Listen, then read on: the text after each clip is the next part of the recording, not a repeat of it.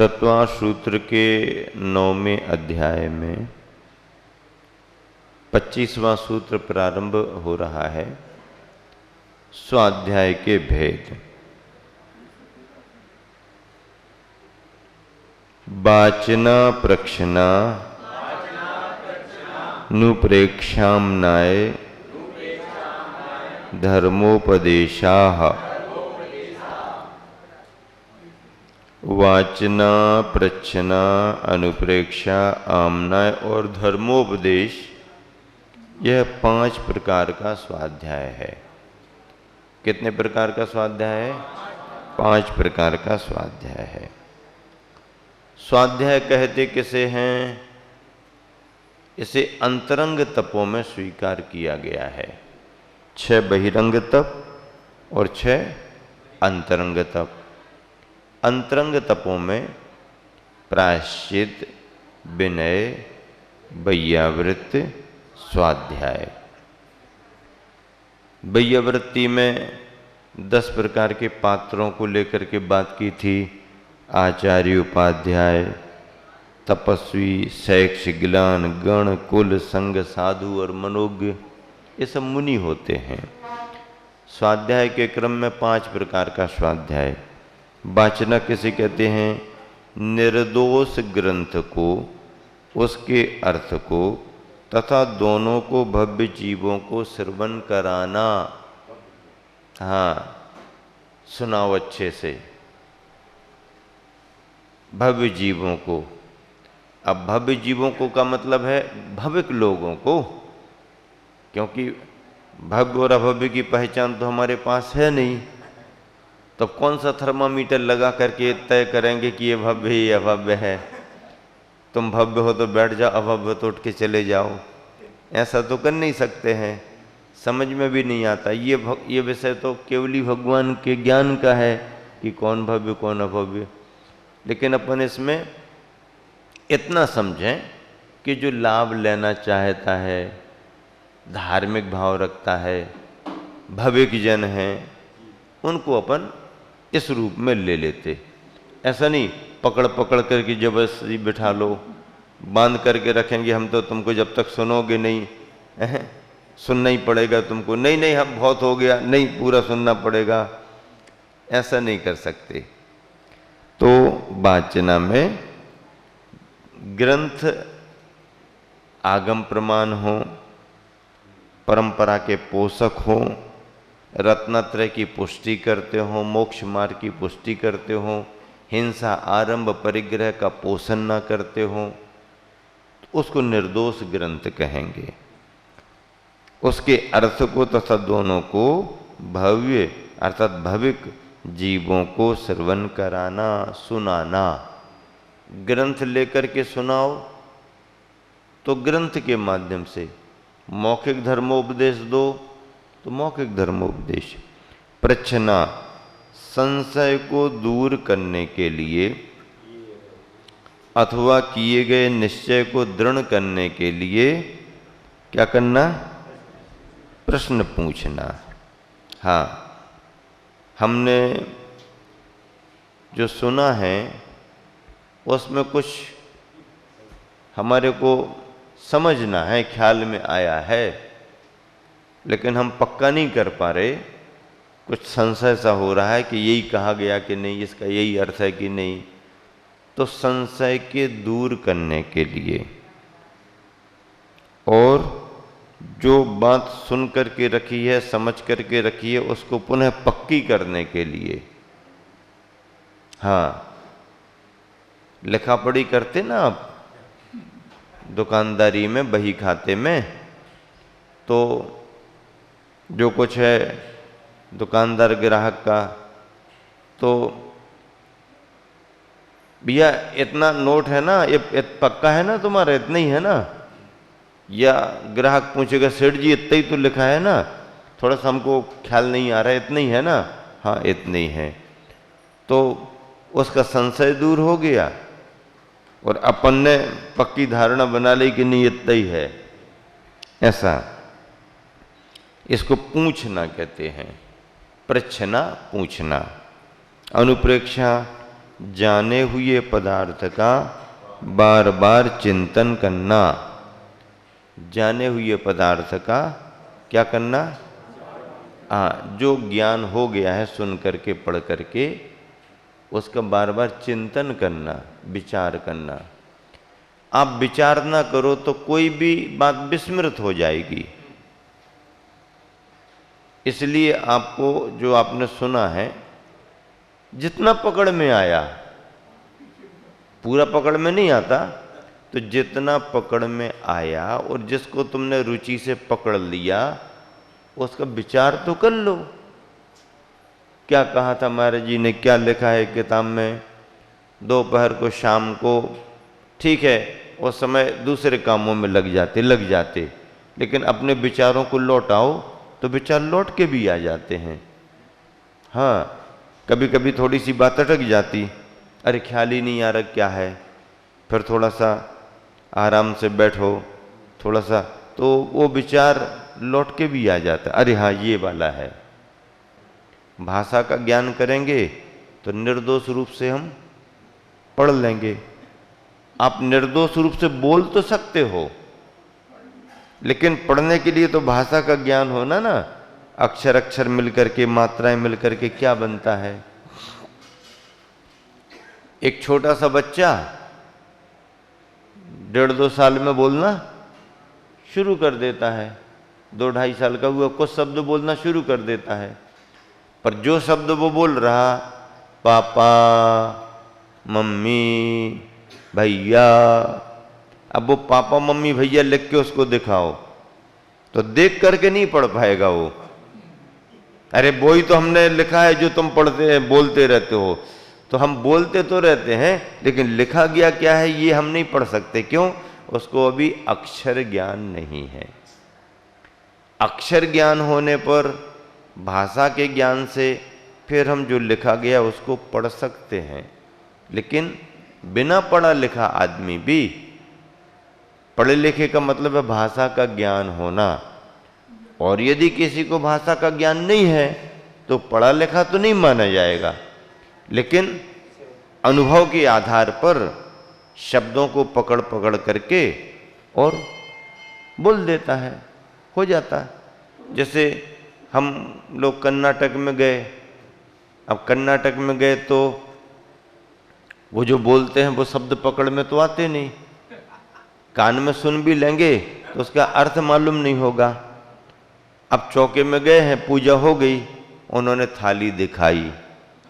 अब थाली दिखाई तो थाली दिखाने में जो सामान है उसको दिखा के वो कोई नाम बोलें।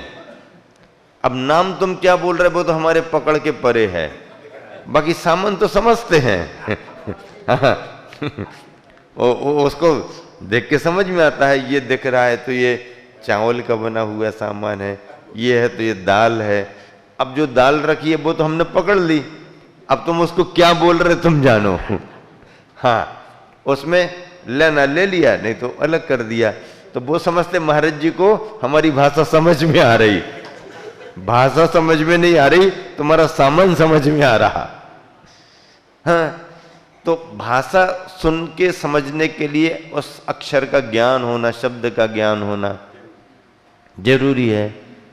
और बोलचाल के लिए थोड़ा सा वातावरण में ढल गए, अनुभव हो गया, हो जाता है। जानवर भी आपके शब्दों को पकड़ लेते हैं।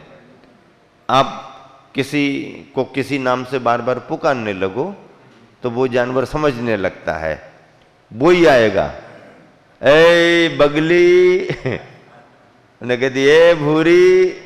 अब वो काली वाली नहीं आएगी, भूरी आएगी, क्योंकि भूरी कहते हमको। संगी पंचेंद्रिय पकड़ लेते हैं, जानवर पकड़ लेता है भाषा के लिए। नंबर 1 आ जाओ, कई गौशालाओं में नंबर से, नंबर 1 तो वो वाला आ जाएगा नंबर 1, नंबर 2 जिसका नंबर है वो आ जाएगा, क्योंकि उसको ये बता दिया गया तुम्हारा 1 नंबर है, ध्यान रखना, तुम्हारा 1 नंबर है, ध्यान रखना, तुम्हारा 1 नंबर है, ध्यान रखना। उसकी मान से संगी पंचेंद्रिय है, समझ लेता है। हाँ, गुस्से की आवाज अलग समझ लेता है, और खिलाने पिलाने की आवाज़ को अलग समझ लेता है। बच्चे भी, भाषा ज्ञान नहीं है पर सुन सुन करके समझते हैं। तो निर्दोष उच्चारण करते हुए पाठ करना। संगी पंचेंद्री पना जिसको है, यानी मन जिसके पास है, वो सब चीज़ें सुन के समझ लेते हैं। कर्णेंद्री पांचवी इंद्री है और मन नहीं है तो सुन तो लेगा पर उसका अर्थ नहीं लगा पाएगा, क्योंकि मन विचार करने के लिए जो मन चाहिए वो नहीं है उसके पास। मन होने पर भी यदि मंद बुद्धि है तो मन होने पर भी, संगी पंचेंद्री होने पर भी मंद बुद्धि है तो वो अर्थ नहीं पकड़ पाएगा, सुन लेगा, समझ नहीं पाएगा। और कोई बच्चा तेज बुद्धि का है तो वो जल्दी पकड़ लेता है, एक बार कहने में समझ जाता है, एक बार बता दिया रोज के क्रम में वो वैसे ही काम करेगा। लेकिन एक बच्चा ऐसा थोड़ा सरल है, क्षयोपशम कम है, थोड़े अपन उसको मतिमंदता मानते हैं तो उसको बार बार समझाना पड़ता है। और आज काम कर दिया कल भूल जाए कि क्या करना, तो अपना अपना क्षयोपशम है। धर्मोपदेश, आमना हो गया धर्म, धर्म का उपदेश करना, ये धर्मोपदेश है। ऐसे 5 प्रकार के स्वाध्याय से क्या लाभ? देखो इसका व्यवहारिक रूप क्या? बाँचना, यानी ग्रंथ को रख के बाँचो, बाँचो सुबाचना। और सुन रहा है जो, उसको कुछ ख्याल में बात लानी है सो पूछने लगा, सो पृच्छना। बाँचो सो बाचना, पूछो सो पृच्छना।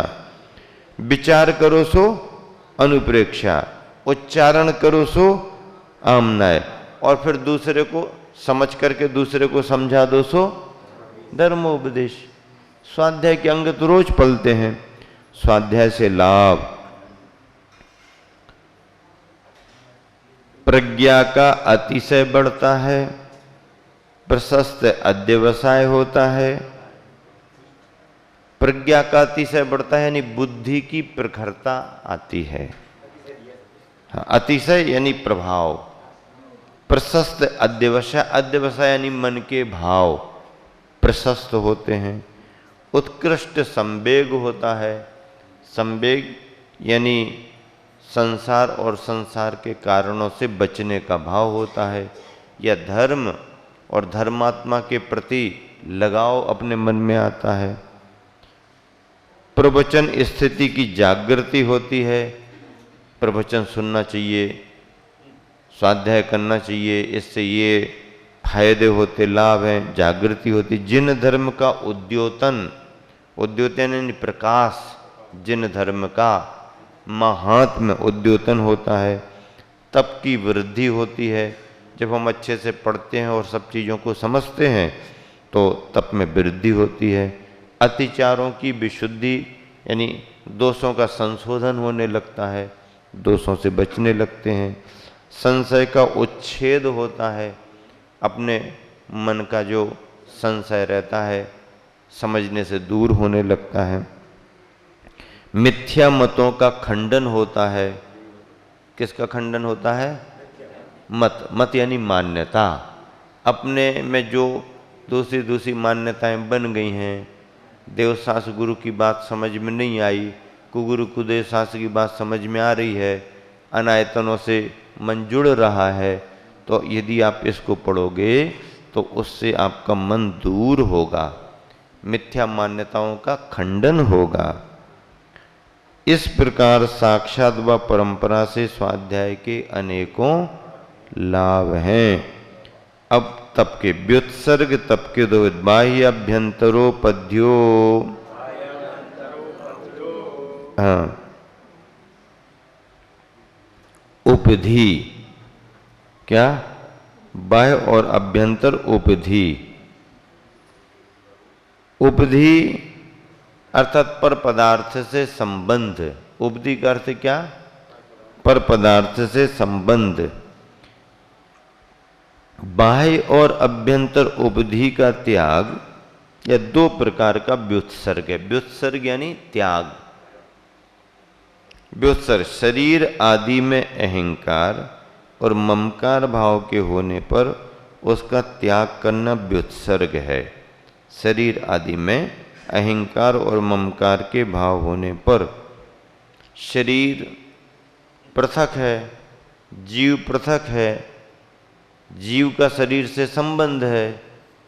अब संबंध है, हमारा नहीं है, पर उसके प्रति हमने अपनी जो मान्यता बना ली है, उस मान्यता का खंडन करना, त्याग करना, उससे हटने का भाव रखना, ये एक। और ममकार, मेरेपन का भाव।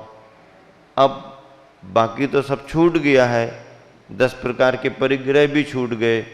अब उसके बाद 10 प्रकार के परिग्रह छूटे, परिवार छूट गया, कुटुंब छूट गया, अब समाज हो गई। थोड़े से छोड़े 2-4 और मिल गए बहुत सारे। क्या छोड़े कितने? 2-4। परिवार में कितने होंगे? तो छोड़े कितने? 2-4।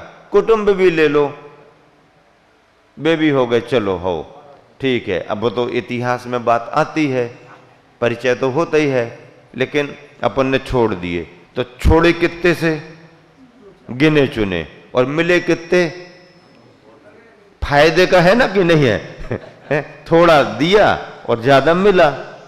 मिला है लेकिन अपना नहीं मानना, चाहे थोड़े हों सो उनको नहीं, और चाहे ज्यादा हो।